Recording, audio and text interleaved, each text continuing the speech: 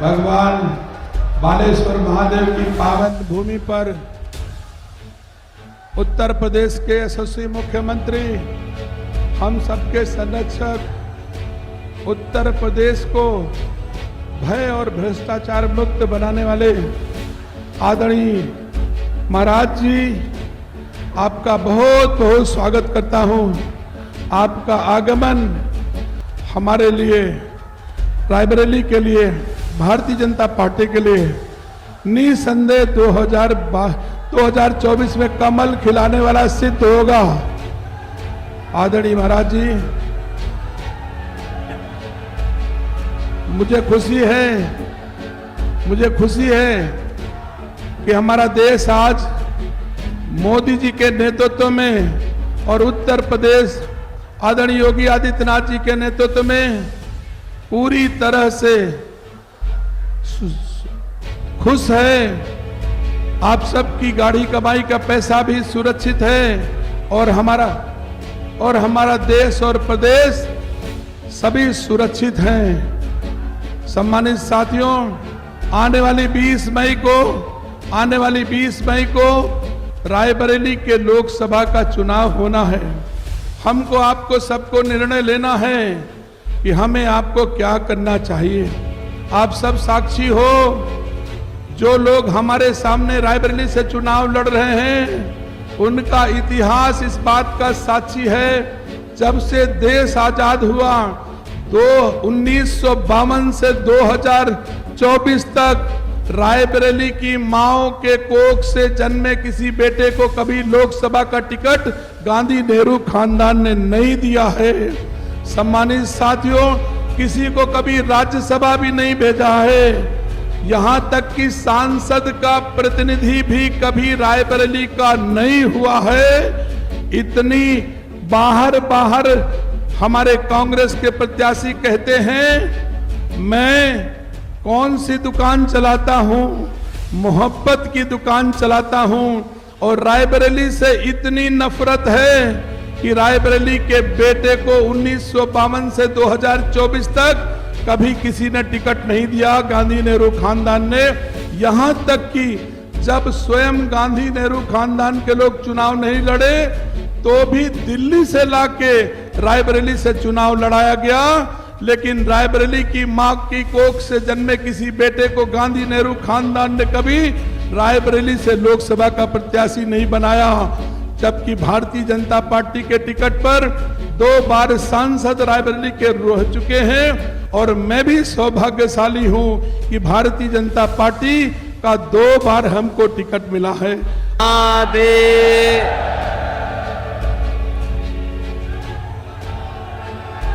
Bharatiya Janata party के जिला के अध्यक्ष श्री बुद्धिलाल पासी जी, उत्तर प्रदेश सरकार में मंत्री और प्रभारी मंत्री श्रीमती प्रतिभा शुक्ला जी, भारतीय जनता पार्टी के लोकप्रिय प्रत्याशी विधान परिषद सदस्य श्री दिनेश प्रताप सिंह जी, पूर्व मंत्री श्री गिरीश नारायण पांडे जी, पूर्व विधायक श्री धीरेन्द्र बहादुर सिंह जी, राकेश सिंह जी, RBS सिंह जी, अजय त्रिपाठी जी, मंच पर उपस्थित भारतीय जनता पार्टी के सभी पदाधिकारीगण, सहयोगी दलों के सभी पदाधिकारीगण, लोकसभा क्षेत्र रायबरेली और सरेनी से जुड़े हुए मेरे सभी उपस्थित बहनों और भाइयों, भारत माता के महान सपूत अवध केसरी राणा बेनी माधव बख्श सिंह और वीरता के वाहक वीरा पासी की इस पावन धरा को कोटि कोटि नमन करता हूं। आचार्य महावीर प्रसाद द्विवेदी की लेखनी ने जिस धरा को धन्य किया हो, ऐसी धरा को पुनः पुनः नमन करते हुए मैं आप सबका हृदय से अभिनंदन करता हूं, स्वागत करता हूं। बहनों और भाइयों, लोकसभा का चुनाव आज चतुर्थ चरण में चल रहा है। अब तक आधे चुनाव संपन्न हो चुके हैं, 285 सीटों पर चुनाव हो चुके हैं। आज 10 राज्यों की 96 सीटों में चुनाव हो रहे हैं। और बहनों और भाइयों, पूरे देश के अंदर चारों ओर, उत्तर, दक्षिण, पूरब, पश्चिम, एक ही नारा गूंज रहा है, और वह है कि फिर एक बार, और अब की बार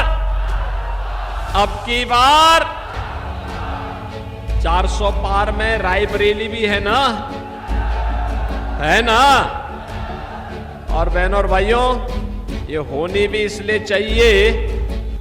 इसलिए होनी चाहिए क्योंकि यह अवध केसरी का क्षेत्र है, अयोध्या की पावन धरा का क्षेत्र है।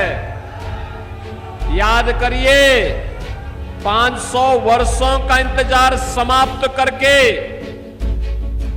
अयोध्या में रामलला विराजमान हुए हैं, और 500 वर्षों में पहली बार रामलला ने अयोध्या में अपना जन्मोत्सव भी मनाया और होली भी खेली। दुनिया के अंदर सम्मान प्राप्त कर रहा है, देश की सीमाएं सुरक्षित हुई हैं, आतंकवाद और नक्सलवाद नियंत्रित हुआ है, विकास के बड़े बड़े कार्य हो रहे हैं। कांग्रेस की नेत्री का बयान में पढ़ रहा था कल, कह रही थी कि मोदी जी बताएं तो 10 वर्ष में रायबरेली में क्या किया। मैं पूछना चाहूंगा कि 10 वर्ष नहीं, तुमने 65 वर्षों में कांग्रेस ने रायबरेली के लिए क्या किया। आज अगर रायबरेली में एम्स है तो इसका पैसा भी मोदी जी दिए हैं, और ये रेल कारखाना है, इसके आधुनिकीकरण, इसके विस्तारीकरण का पैसा भी मोदी जी दिए हैं। इसके उद्घाटन में मोदी जी स्वयं भी आए थे। बहनों और भाइयों, हर घर नल की योजना हो या विकास के वे सारे कार्य, आज ये मोदी जी के कारण हो रहे हैं। कहीं एम्स, कहीं आईआईटी, कहीं आईएम, कहीं IIIT, कहीं पे NIT, कहीं पे वर्ल्ड क्लास यूनिवर्सिटी का निर्माण हो रहा है।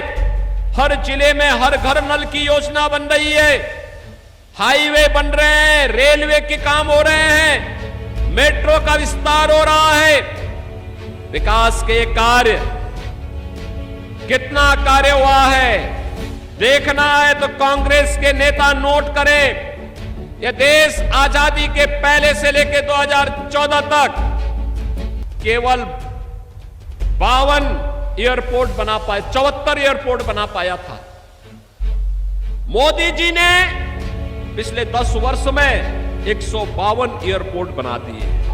कि कांग्रेस और सपा का यह गठबंधन देश के लिए खतरनाक है। ये दो युवाओं की जो जोड़ी आपके बीच में आ रही है, धोखेबाज जोड़ी है। ये कह रहे हैं मिलकर के जीतेंगे, जीतेंगे तो मिलकर के लूटेंगे, हारेंगे तो फिर आपस में छूटेंगे। और बहनों और भाइयों, ये लोग प्रदेश के साथ अन्याय करने के लिए, देश के साथ अन्याय करने के लिए आ रहे हैं।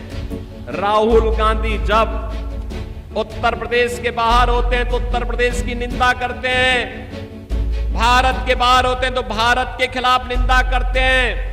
भारत के बाहर जाते हैं तो क्या बोलते हैं? 2010 में जब यूपीए की सरकार थी, कांग्रेस की सरकार थी, तब इन्होंने अमेरिका के एक अधिकारी से क्या कहा था? कहा था कि मुझे भारत के अंदर आईएसआई से डर नहीं है, मुस्लिम कट्टरपंथियों से डर नहीं है, आतंकवादियों से डर नहीं है, मुझे तो भारत के अंदर हिंदुओं से डर है, यानी हिंदुओं को बदनाम करते हैं व्यक्ति और फिर आप इसे वोट मांगेंगे। ये लोग जाति के नाम पर पहले आपको लड़ाएंगे, फिर जाति के नाम पर लड़ाने के बाद आपके आरक्षण को मुसलमानों को बंदर बांट करने का काम करेंगे। क्या आप ये अनुमति इनको देंगे? क्या ये अनुमति देंगे? क्या कांग्रेस के मैनिफेस्टो में एक बात और कही गई है कि अल्पसंख्यकों को उनकी रुचि के अनुसार खान पान की स्वतंत्रता देंगे। बहनों भाइयों, मैं पूछना चाहता हूं, अल्पसंख्यक और बहुसंख्यक का भोजन में कौन अंतर है? रोटी वो भी खाते होंगे, आप भी खाते होंगे, चावल वो भी खाते होंगे, आप भी खाते होंगे, खिचड़ी या खीर वे भी खाते होंगे, आप भी खाते होंगे, फल आप भी खाते होंगे, वो भी खाते होंगे। लेकिन एक जगह में मतभेद हो जाता है, वो हो जाता है जब वो गौ मांस खाने का प्रयास करते हैं तो हिंदू कहता है ये नहीं होगा, गौ माता, गौ हमारी माता है, जन्म जन्म का नाता है, अगर इसको काटोगे तो दो दो हाथ हो जाएगा और ये नहीं होने देंगे। और कांग्रेस कह रही है हम गौ हत्या की छूट दे देंगे। क्या आप इसको स्वीकार करेंगे? क्या अरे राम जन्मभूमि का जो पुण्य है ये पाप में बदल जाएगा, इस पाप को मत करना, इस पाप में मत पड़ना। और इसीलिए मैं आपसे कहने के लिए आया हूं, कांग्रेस के पाप में नहीं पड़ना। कांग्रेस अब देश के लिए खतरनाक खेल खेलने जा रही है। उन्हें देश के अंदर शासन करने का अधिकार नहीं, देश उन्हें पहले ही उन्हें बाहर कर चुका है, बाहर का रास्ता दिखा चुका है। और यह भी तय है, आज चौथे चरण के बाद पूरे देश के अंदर जब चुनाव चल रहे हैं चौथे चरण का, एक ही लहर है और वो मोदी लहर है। अब वो सुनामी बनती हुई दिखाई दे रही है। सातवें चरण आते आते पूरे देश के अंदर 400 पार का लक्ष्य भारतीय जनता पार्टी गठबंधन करने जा रहा है। और बहनों और भाइयों, ये अब की बार 400 पार के इस अभियान के साथ रायबरेली को भी इससे मुक्त होकर के भारतीय जनता पार्टी के कमल को विकास के लिए खिलाना ही चाहिए। सहमत हैं? खिलाएंगे? दिनेश प्रताप सिंह चुनाव जीत करके जाएंगे?